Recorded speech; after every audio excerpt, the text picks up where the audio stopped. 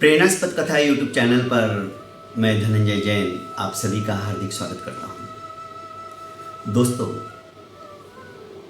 संसार में सुख की इच्छा सभी को रहती है, पर दुख की इच्छा किसी को नहीं रहती।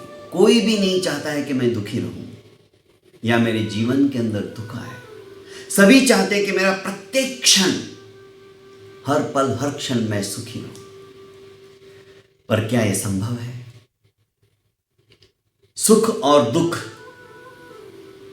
दोनों का समन्वय है। सर्व सुखी संसार के अंदर कोई नहीं है। हर एक को किसी ना किसी बात का दुख है ही है। चाहते सब सुख है, पर रहते सभी दुखी है।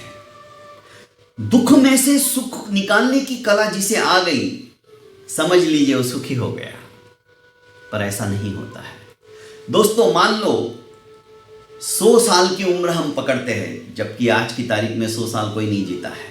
बहुत कोई बिरला होगा जिसकी अनंत पुण्यवानी होगी, वो भी निरोगी काया के साथ 100 साल निकाल ले। बहुत मुश्किल है। आज तो 50-60 साल के होते होते ही कराल काल के गाल के अंदर समाविष्ट हो जाता है। 70-80 साल का कोई रहता है तो बिस्तर के ऊपर ही रहता है।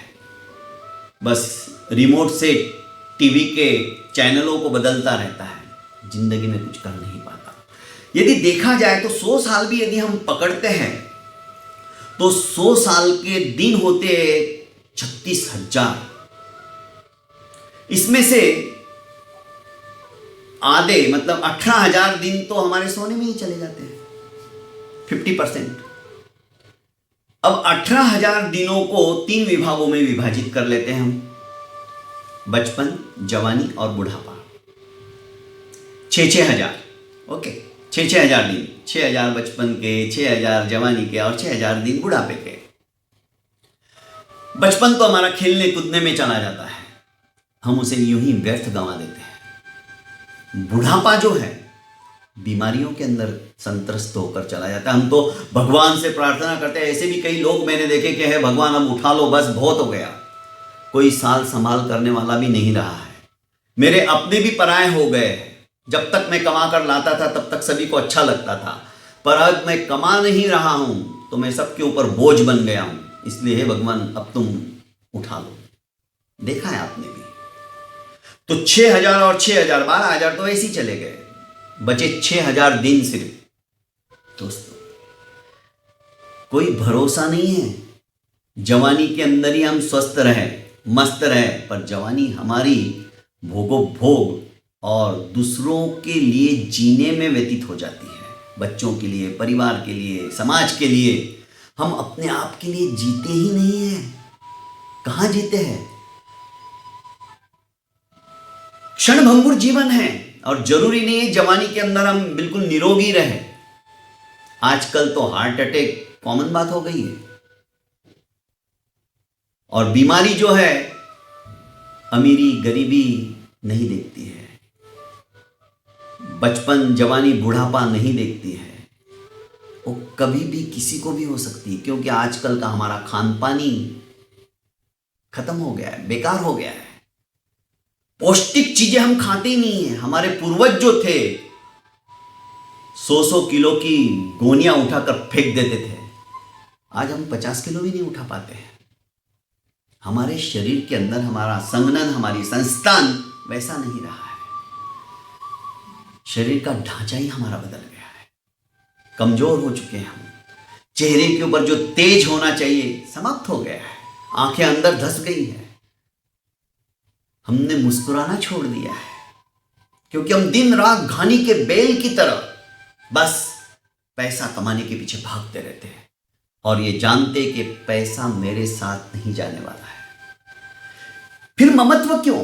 ममत्व ही दुख का कारण है। यह बात आप नोट कर लीजिए। उदाहरण के तौर पर मैं आपको बताऊं।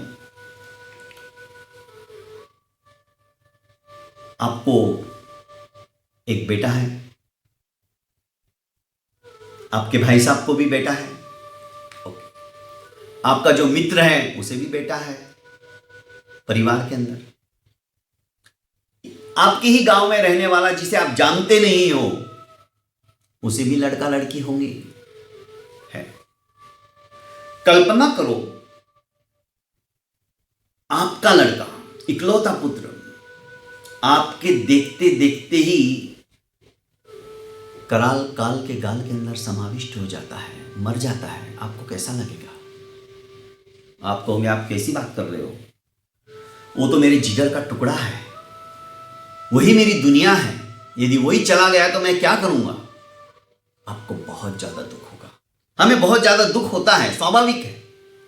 सपोज आपके भाई साहब का लड़का यदि एक्सपायर हो जाता है तो अपेक्षाकृत उतना दुख नहीं होगा जितना कि अपने स्वयं के बेटे का होता है, पर दुख तो होगा क्योंकि वो भी भाई साहब का बेटा है। आपके मित्र का बेटा जाता है तो दुख और कम हो जाएगा।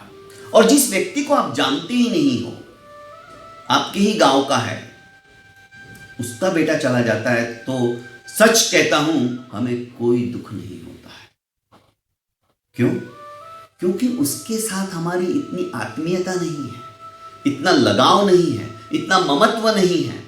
फलस्वरूप जैसे जैसे ममत्व हमारा दूर होता चला जाता है, वैसे वैसे दुख भी हमारा दूर होता चला जाता है। तो ममत्व हम क्यों करते हैं? उदाहरण के तौर पर हमारे बच्चे नदी के किनारे या समुद्र के किनारे जब हम कभी उनको घूमने ले जाते थे तो घरौंदा बनाते थे, छोटा सा मिट्टी का मकान, रेती का मकान, गीली मिट्टी करके हमने भी बनाया है। पर जैसे ही लहरें आती, उसकी मेहनत से किया हुआ वो मकान एक सेकंड के अंदर लहरें उसे समाप्त कर देती हैं। लड़के को कितना दुख होता है? बहुत दुख होता है, रोता है कि समुद्र की लहरों ने मेरा घर तोड़ दिया। पर हमें दुख होता है कि यह सब देखकर हमारे सामने ही रो रहा है, पर हम जानते हैं वस्तुस्थिति एक क्षणभंगुर है, इसको तो एक दिन ऐसे ही समाप्त होना ही है। एक दिन क्या, जब तक लहरें नहीं आती तब तक। बस दोस्तों यही बात है, हम जानते हुए भी ममत्व किए जाते हैं। फलस्वरूप यही ममत्व हमारे दुख का कारण होता है। अब इस दुख से हम कैसे छुटकारा पा सकते हैं, छोटी छोटी कहानियां मैं अगले दिन से आपको सुनाने की कोशिश करूंगा। दुख की जड़ क्या है, उस जड़ को ही हम समाप्त कर दे तो शायद संसार में रहते हुए भी, जैसे महाराज जनक विदेह कहलाते थे, विदेही कहलाते, वैदेही कहने का अभिप्राय, हम भी इस संसार में रहते हुए भी कीचड़ में कमल की तरह रहना जिस दिन सीख जाएंगे, वो कीचड़ में रहते हुए भी कितना प्रफुल्लित रहता है, टवटवित रहता है। बस ये कला हमें जब आ जाएगी, और ये कला आएगी छोटी छोटी कहानियों द्वारा। ऐसी ऐसी कहानियां मैं आपको सुनाऊंगा जो कि हमें चिंतन करने के लिए मजबूर कर देगी, और यही कहानियां हमें उत्कर्ष की ओर भी ले जाएगी। कई तरह की कहानियां रहेगी जो कि मोटिवेशनल भी रहेगी। हमारे बच्चे उन कहानियों को सुनकर अपने आप में एक दृढ़ संकल्प करेंगे कि नहीं, अब मैं ऐसा ही करूंगा। ऐसी छोटी छोटी कहानियां सुनने के लिए दोस्तों इस चैनल को आप लाइक करो, सब्सक्राइब करो, और ज़्यादा से ज़्यादा अपनों को शेयर कीजिए, ताकि हो सके किसी का इन कहानियों को सुनकर भला हो जाए, उसे एक दिशा मिल जाए। बहुत बहुत धन्यवाद।